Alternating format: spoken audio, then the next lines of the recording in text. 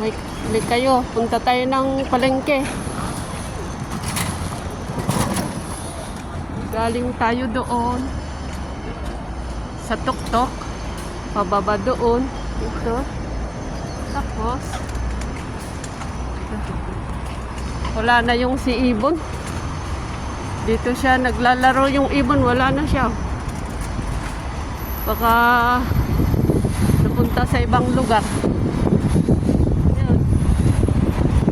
Ganito lang ang buhay.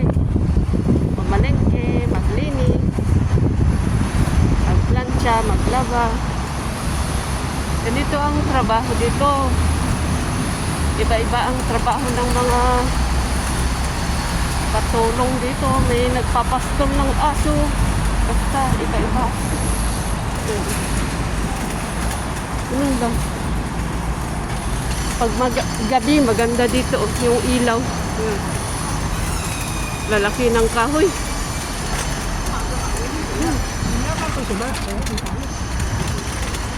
O, sige na guys. Hanggang sa maputol itong ano.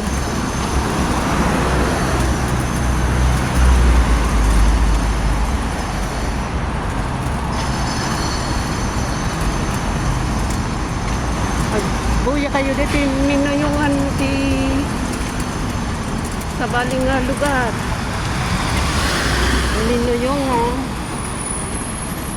Ay, minuyungan.